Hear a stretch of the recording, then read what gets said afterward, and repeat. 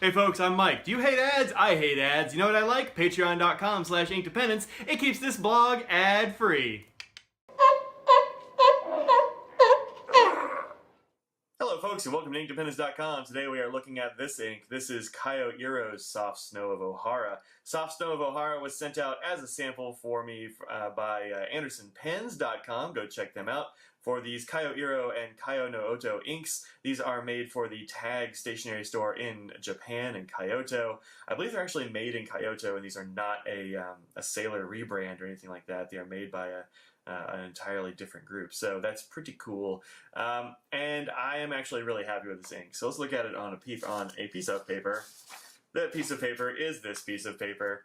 There we go. This is my General Rhodia dot pad that I use. I use the number 16 pad, obviously, here.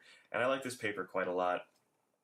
And on here, you're going to see some shading for sure. You've got darker areas over here. You've got lighter areas over here. You see a little bit of that in the writing with one pen in particular. We'll look at those in just a sec. This pen, or this ink, is rather, it's hard to describe. And actually, the first thing I say down here, as you see, is I'm not exactly sure what this color is. I'm pretty sure it's a purple, but it's not like a regular old average purple. It's definitely kind of dusky, and it's a little bit bluish. It's a little bit grayish. It's a very cool ink, and I've really been digging it. The first pen I have it in is this pen, which I just reviewed. If you haven't seen that review, go check it out. This is for the Clio Scribent Aura, and this has a medium 14K nib in there. And this nib, for whatever reason, seemed to... it runs a little bit on the dry side, I would say, and it's very, very smooth. So when I wrote with it, you can see the smaller text. Definitely you can see the difference between these two nibs, I think. You can see that there's more there's more, I pointed at the word feather and said the word feather. There's more shading here than you'll see from the other nib because it seems like the ink tends to follow the nib across the page and sort of pool wherever I pick up, which is a neat effect. You see it sometimes with these inks. The other pen that I had it in was this one, which I haven't reviewed yet, and it's constantly on my list, is the Franklin Christoph 31. This has a broad stub nib in it, and there's something very pleasing about using this ink in a broad stub, and especially having this color come out of this pen. I don't know why exactly. I don't like to match inks and pens much, but this one, for whatever reason, the combo was awesome. And you can see in the broader, thicker lines that you get less shading, actually, but I really like the way this color looks from this nib. I think it looks awesome. So, other stuff, let's look at it on some other papers. This one did have a little bit of an issue on the copy paper. Not a whole lot, just a little bit of an issue. You can see that there's just a minor amount of feathering every once in a while, mostly actually from the medium nib and not so much from the broad stub, honestly, which is kind of weird, but that happens sometimes with smaller nibs. And then on the back, you can see there is some minor bleed through. It's these lines right here. And you can see a little bit of bleed through, but not much, just a touch here and there. It's not perfect, but it's pretty good on copy paper, actually, which is nice.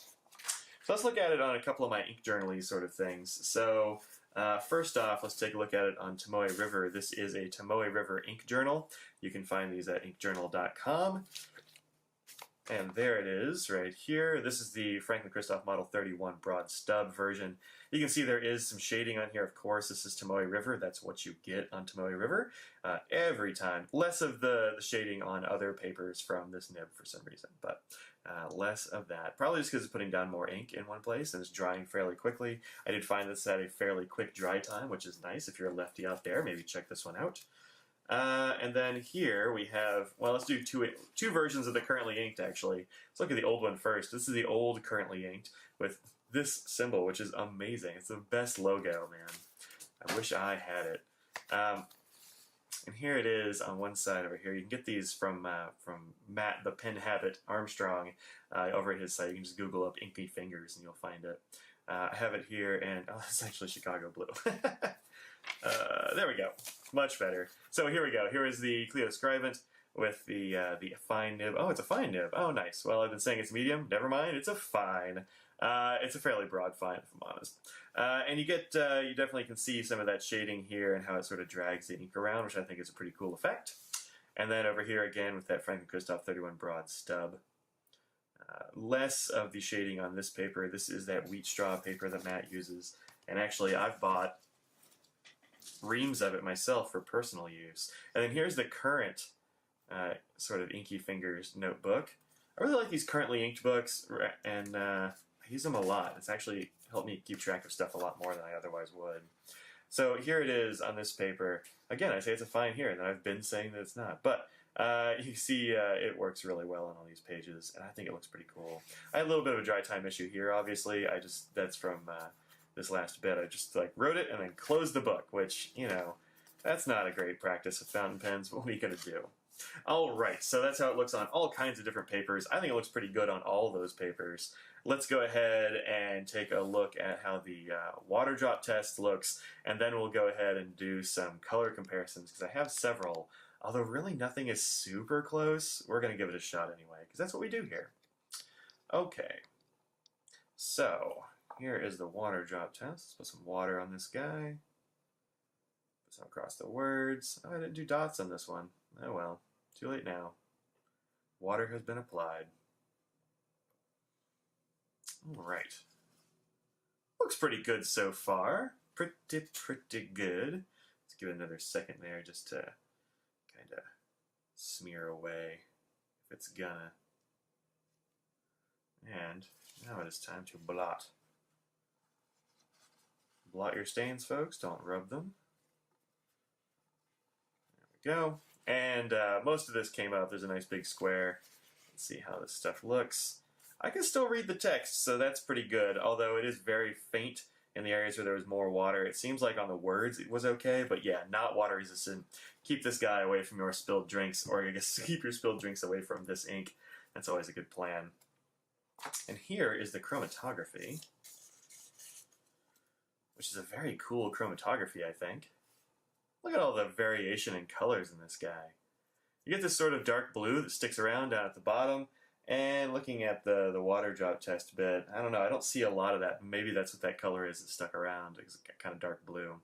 And then the purples and such are up here, and then there's this violet tinge, and then that ends, and there's a little bit more that's pushed up above it, which is unusual. You see it every once in a while, but it's an unusual effect where there's just this very dark line up at the very top that goes away first. Anyway, so there you go. That's the chromatography. Here are some color comparisons. I only put one on here as a color comparison on the main sheet because I didn't really have anything inked up that was even remotely close. I don't do a lot of purple, but this is also an odd color. And the one I thought was going to be closest was Robert Oster's Purple Rock, and it is much darker, it turns out, than the Soft Snow of Ohara is. So Purple Rock not really that close on this paper from an actual nib. But as we look at these color cards, I think you'll see why. Let's back out a little bit. I think you'll see why I chose that one. There we go. All right. So firstly, let's do some Robert Oster's, because he makes a wide range of these colors in blues and such like that.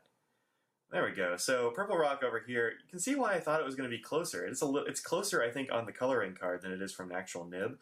That's just the way these swatches go. And on the other side, Barossa Grape, which is also kind of close, but this one is definitely more bluish, has more of that sort of violet tinge to it than either of these. So these Robert Osters don't really match very well. The rest of them are actually all sailors, which I think is interesting. So here we go. This is Sailor Bungbox Sakona Machi. Sakona Machi. I'm going to go with that. Which is kind of close. It's definitely not as dark, I don't think. It's got some of the same features here as you'll find in the lighter bits of Soft Snow of Ohara, but it's not exactly dead on or anything like that. And then here are two that are much easier to find. Yeah, I like these Japanese inks are sort of filtering into the American system, which is nice. Even some of the Kobe's and the Bung boxes or Bungo boxes and that kind of stuff are filtering in. These are from Sailor's regular old line. These are two that I haven't used Shigure all that much, but I use Chushu all the time, and you can see that they're different because Chushu is a bit more gray, and it definitely comes out more gray on the nib. I actually always forget that's kind of purple. But Shigure is one that I've really liked a lot. It's got more sheen and that sort of thing, but it's, I think, a closer match. So if you're looking for something that's a little bit cheaper than Kyo-Iro, go with probably Shigure. or Chushu. And both of these you can really get away with in an office because they both go down very dark and don't look purple. Like they don't scream purple like a, a cross violet or, something like that. So I think that's a pretty sweet feature of these inks. I like it when you can use the ink sort of undercover, like stealthy cool. Like it's a purple, but everybody else thinks it's a black or an off black or something. All right, so that has been Kyo-Iro's Soft Snow of Ohara. You can find this at, only a couple of places really in the U.S. It's pretty rare still, even though it's getting easier to find a little bit. At Anderson Pens, this goes for, and really kind of everywhere else, it goes for 40 mils for $28. So they are on the pricey side, but that's what you get from some of these small batch imported Japanese inks. So $28 and a very cool bottle, actually. I don't have a bottle of any of these yet, but I might actually get one just because the bottle is super cool. It's very small, but the box is nice. Comes in like a, paperboard box. It's a pretty cool thing.